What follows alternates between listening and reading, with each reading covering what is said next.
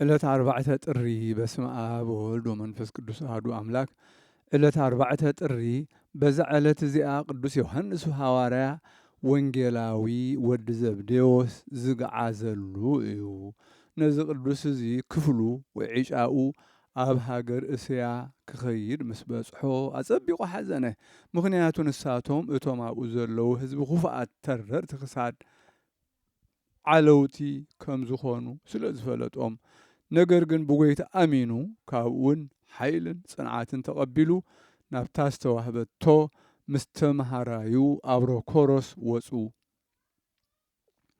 ኣብ መርከብ ተሳፊሮም ከዓ ናብ ሃገር ኤፌሶን ክኸዱ ነቐሉ እሞ እታ መርከብ ተሰብረት። ንሳቶም ከዓ ነፍሲ ወከፎም ኣብ ስባር እታ መርከብ ተሰቕሉ ኣንሳፈፉ። ንተመሃራዩ ኣብሮኮሮስ ማዕበል ደፊኡ ኣብ ሓንቲ ወደብ ኣብጽሖ። ቅዱስ ዮሐንስ ገና ኣብቲ ማእከል ባሕሪ በቲ ማዕበል እናተጋፍዐ 40 መዓልትን 40 ለይትን ነበረ። ድሕሪ እግዚኣብሔር ኣብቲ ተመሃራዩ ኣብሮኮሮስ ዘለዎ ወደብ ክበጽሕን ምስ ተመሃራዩ ክራኸብን ኣዘዞ። ምስ ተራኸቡ ንእግዚኣብሔር ኣመስገንዎ። ተንሲኦም ከዓ ናብ ኤፌሶን ኣተዉ። ነገር ግን ብስም ጎይታና ኢየሱስ ክርስቶስ ምስጋና ንዑ ይኹን ክሰብኩ ይከኣሉን። ምኽንያቱ እቶም ህዝቢ ኹፉኣት ነበሩ። ሐዋርያት ግና ገለ ምኽንያት ኣመኽነዩ።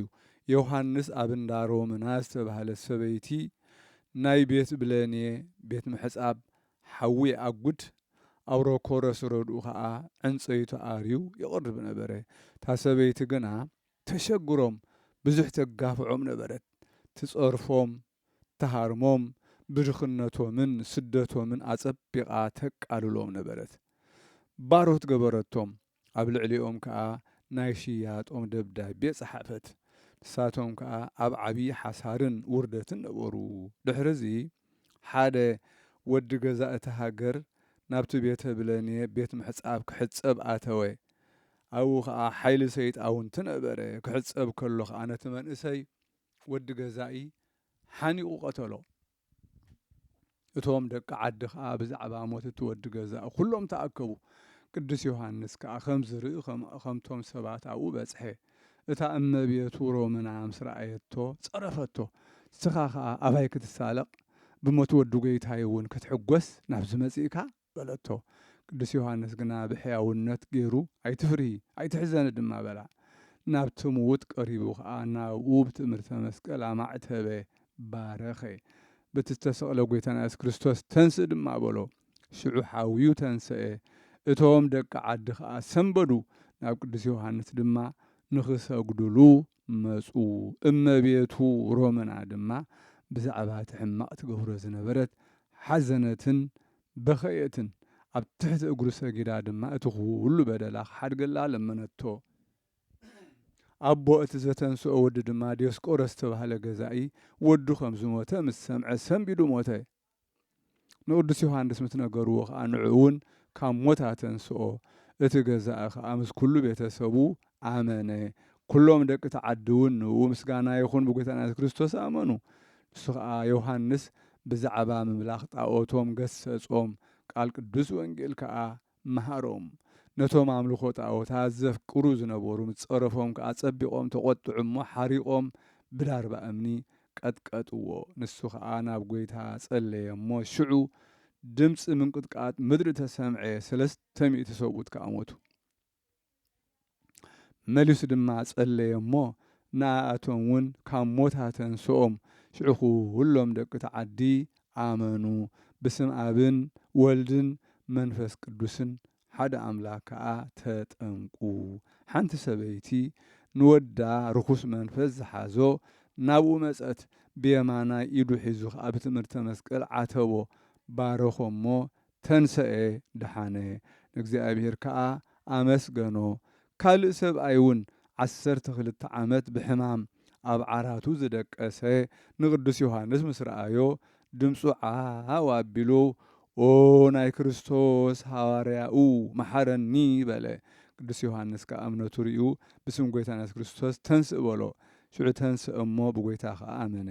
ሰይጣን ከዓ ነዚ ተኣምራት እዚ ርኡ ተንኰልን ቅንዓትን ተመልአ እሞ ንርእሱ ከም ወተሃደር ንጉስ ገይሩ እናበኸ ናብ ዓዲ ኣተወ ዝሓልፉ ክልተ ሰብኡት ረኸብዎ እንታይ ብኬካ ኣሎ በልዎ እሱ ከዓ ጎይታይ ክልተ ሰብኡት ጠንቆልቲ ሃበኒ ንሳቶም ከዓመፁኒ ስሞም ዮሃንስን አብሮኮሮስን እዮም ንዕኦም እንተሒዝኩምለይ ኣነ ብዙሕ ገንዘብ ክህበኩም እየ በሎም ሽዑ ሒዞም ኣጸምዮም ክቐትልዎም ደለዩ ዲዮስቆሪዶስ ሰሚዑ ከዓ ኣድሓኖም ቅዱስ ዮሃንስ ከዓ ኣብ ቅድሚኦም ተኣምራትን መንክራትን ገበረ እቶም ደቂ ሃገር ብዘይካቶም መምለኽቲ ጣዖታት ኩሎም ብጎይታና ኢየሱስ ክርስቶስ ኣመኑ ምስጋና ንዕኡ ይኹን ንሳቶም ንቅዱስ ዮሃንስ ክቐትልዎ ይደልዩ ነበሩ ሰይጣን ናብኡ ሕማቕ ንኽገብሩ ንኽቐትልዎ ይደፋፍኦም ነበረ ጎይታ ግና ንሕርያቱ ኩሉ ግዜ ይሕልዎም እዩ ንቅዱስ ዮሃንስ ዓብዪ ድኻምን ዘደንቕ ሽግርን በፂሕዎ እዩ ንኹሎም ናብ እምነት ወይ ናብ ፍልጠት እግዚኣብሔር ክሳብ ዘብፅሖም ድሕሪዚ ኤጲስቆጶሳት ካህናትን ዲያቆናትን ሾመሎም ናብተን ሃገር እስያ ዝዳወባኣ ሃገራት ወፂኡ ከዓ ነቶም ኣብኡ ዘለዉ ህዝቢ ምሂሩ ናብ ፍልጠት እግዚኣብሔር ኣእቶም እዚ ቅዱስ ዮሃንስ ወንጌላዊ 9 ዓመት ጸንሐ ኣጸቢቑ ከኣረገ ነገር ግን ንሱ ከምቶም ኩሎም ሃዋርያት ብሰይፊ ኮነ ብኻልእ ቅትለት ሞት ኣይጠዓመን እዚ ከዓ ብዛዕባ ድንግልናኡን ንጽህናኡን እዩ ኣብ ክብሪ ኣምላኽ ኩሎም ማዕረ ንክኾኑ እዩ ንሱት ወንጌል ዝጸሓፈ ኣብ ደሴት ፍጥሞ ኣብኡ ቀለምሲስ ራእይ ዝረአየ እዩ ንሳ እታ ራእይ ዘደንቕ ምስጢራት ዝመልአት እያ ከምኡውን 3 መልእኽታት ጸሓፈ ንሱ ኣብ ግዜ ድራር ኣብ ኣፍ ልቢ ጎይታ ናጽግዕ ኢሉ ወጎይታ መን እዩ ዘትሕዘካ ዝበሎ እዩ ንሱን ኣብ ግዜ ስቕለቱ ንመድሓኒና ምስ ቅድስቲ ድንግል ማርያም ኣብ ቅድሚ መስቀሉ ዝቆመ እዩ እንሆ ወድኺ ዝበላ ንእውን እናሃዲኻ ዝበሎ እዩ ንሱ እቲ ብዛዕባኡ ጴጥሮስ እዚኸ ከመይ ክኸውን እዩ ዝበሎ ጎይታ ከዓ ክሳዕ ዝመጽእ ክጸንዕ እንተፈተኹኸ እንታይ ገደሰካ ዝበሎ እዩ ብፁዕ ዮሃንስ ካብዚ ዓለም ፍልሰቱ ከም ዝቐረበ ምስ ፈለጠ ነቶም ህዝቢ ጸውዖም ቅዱስ ቁርባን ኣዳልዩ ድማ ምስጢራተ ቅድሳት ሃቦም ኣብታ ጽንዕቲ ሃይማኖት ክጸንዑ ኣዘዞም ኣጸናኒዑ ድማ ባረኾም ድሕሪዚ ንተምሃራዩ አብሮኮሮስን ንኻልኦትን ክልተ ካብ ኣሕዋት መኹዓቲ ሒዞም ክስዕብዎ ኣዘዞም ካብ ሃገረ ኤፌሶን ቁሩብ ውፅእ በሎ እሞ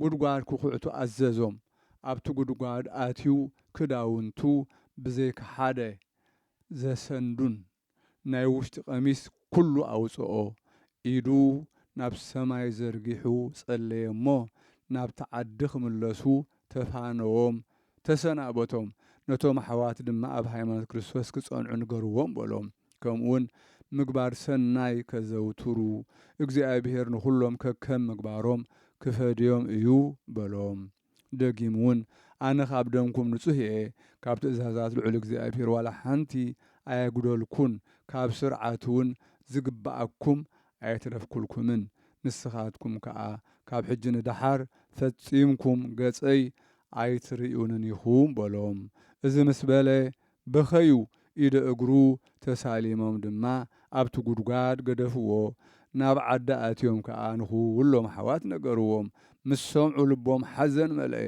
ብጉያ ኸይዶም ከዓ ደለይዎ መቓብር ኣይረኸቡን ግና ሳእኑን ሓደ ክዳኑን ረኸቡ ንእግዚኣብሔር ኣመስገንዎ ንኣገልጋሊ ዮሃንስ ብኸምዚ ዝበለ ምዕራፍ ስለ ዘዕረፎ ተግባራቱ ኣደነቑ ቅድስት በረኸቱ ምሳና ትኹን ንዘለዓለመ ዓለም አሜን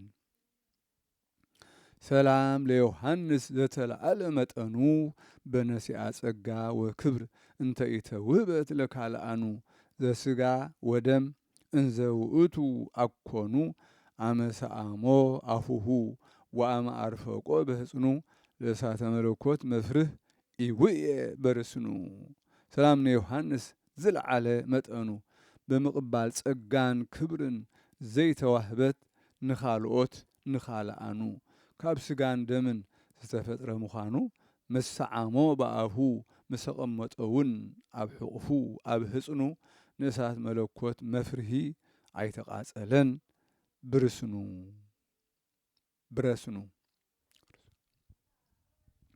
በዛ ዕለት እዚኣ መዘክርታ ጊዮርጊስ ማቴና ሊቀ ጳጳሳት ታኦድራ ሰማዕት አባ ሊቃኖስ አባ ናሩዶስ ናይ ደብረ ቢዘን ብዘይ በትሪ ብጽላሎቱ ገበል ዝቐተለ ኣእጋሩ ዝሓብጥ ደው ኢሉ ዝጽሊ ዝነበረ እዩ።